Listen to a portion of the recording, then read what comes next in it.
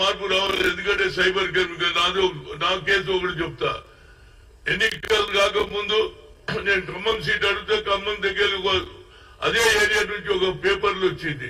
హనుమంతరావు నేను మాట్లాడింది లేదు, వాడిని కలిసింది లేదు, నా బొమ్మ వేసిండు. ఎవరు వస్తున్నారు అంటే బీజేపీ వస్తుంటుందా, బీజేపీకే మెజార్టీ ఉందా, కాంగ్రెస్ అయిపోయిందని నేను అన్నట్టు రాయిస్తే నేను పోయి సైబర్ క్రైమ్ చేసిన, ధర్నా చేసిన, ఇంతవరకు లేదు.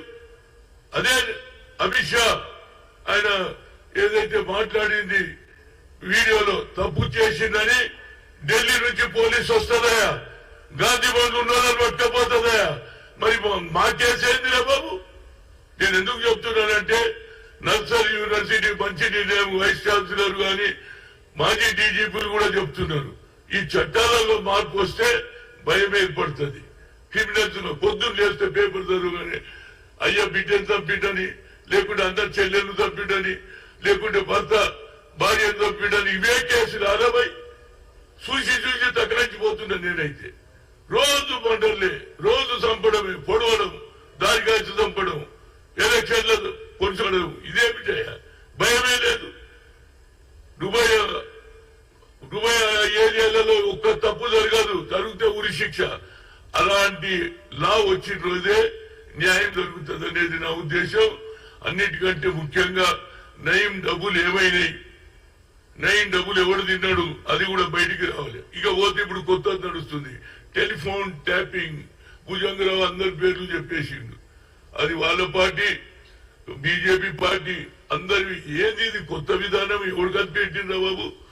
నేను గత 50 ఏళ్ల నుంచి రాజకీయాలు ఉన్నా. ఏ పార్టీలో ఉన్నా కూడా ఆ పార్టీలో ఉంటుంటే, కానీ ఒక అవతల పార్టీ వానికి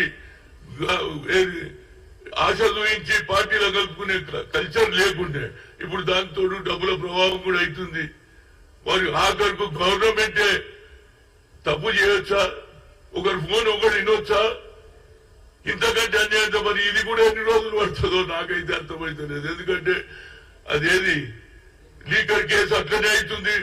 పోతున్నారు, జైలుకు పోతున్నారు, బయటకు వస్తున్నారు, జైలుకు పోతున్నారు, ఏది కోర్టులో అప్పీల్ చేస్తున్నారు. ఇది కూడా ఎన్నేంటి పడుతుందో తెలియదు.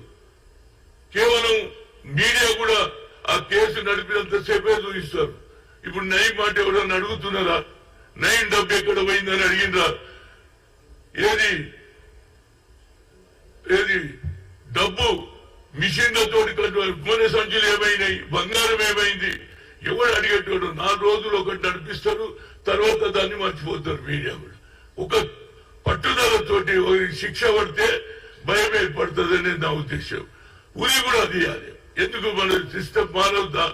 ఎవరు తప్పు చేస్తే చంపేస్తే వాడిని కూడా ప్రజల ముందు నిలబెట్టి ఉరి తీసిన రోజు భయం అయితే क्या होता भाई, 4 दिन जेल में जाके आते उसके बाद मल्ला तैयार నమస్తే నమస్తే నమస్తే. ఇక తెల్లారి నుంచి లీడర్ ఏ పార్టీలలో గుసాయితో టికెట్ తీసుకుంటాడు, అయిపోయి కథం. ఇక ఆడు కూడా లీడర్ నమస్తేనా నమస్తేనా.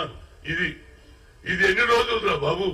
నేను ఆనాడే చెప్పిన రవిప్రకాష్ కు, నువ్వు ఎందుకయ్యా ఎక్కువగా క్రిమినల్ చూపిస్తావు? జగన్మోహన్ రెడ్డి నువ్వు పోతుంటే లోపలికి పోతే చూపిస్తారు, బయటకు వచ్చేది వాళ్ళ లాగానే పూలదండలు వేస్తారు. జిందాబాద్ జిందాబాద్ జిందాబాద్. నీ అమ్మ ఏందిరా ఇది? ఈ జిందాబాద్లు బంద్ కావాలి. ప్రజలకు న్యాయం జరగాలంటే న్యాయ వ్యవస్థ ఖచ్చితంగా తొందరగా తీర్పు తీయాలనేది నా ముఖ్య ఉద్దేశం. నేను ఇంతకంటే ఎక్కువ ఏం చెప్పా?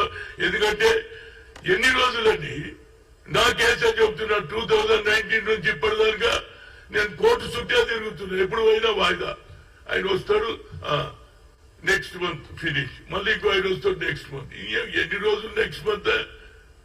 అదేవిధంగా మరి ఆ సోషల్ జస్టిస్ నర్మదా మేఘా పాట్కర్ది కూడా 23 ఏళ్లు పడుతుందా చెప్పండి లోయర్ కోర్టులో. కనుక ఇలాంటి ఇష్యూస్ జరగకుండా న్యాయ వ్యవస్థ తొందరగా తీర్పు ఇస్తే ప్రజలకు న్యాయం జరుగుతుంది, భయం భక్తి ఉంటుంది. సీరియస్ గా వాళ్లకు శిక్ష పడితే ఎవరు కూడా చెయ్యరు. ఆ వ్యవస్థ రావాలి. టెక్నాలజీ పెరిగింది, సైబర్ క్రైమ్లు వచ్చినాయి. ఇవన్నీ కూడా ఒకరి డబ్బు ఒకడు బ్యాంకులో ఉన్న డబ్బులు కూడా తీసేసుకునే అధికారం ఏర్పడింది. ఏం చెప్తాం చెప్పాలి? వాడి డబ్బు ఉంటుంది, వేరేడు బయలో కూడా బ్యాంక్ లో పైసలు ఒకటి ఉండదు. కనుక సైన్స్ అండ్ టెక్నాలజీ పెరిగింది, దాంతో పాటు దొంగతనాలు దాన్ని ఎట్లా అవుట్ ప్లే చేయాలి పెరుగుతుంది కాబట్టి తప్పనిసరిగా సభ్యులు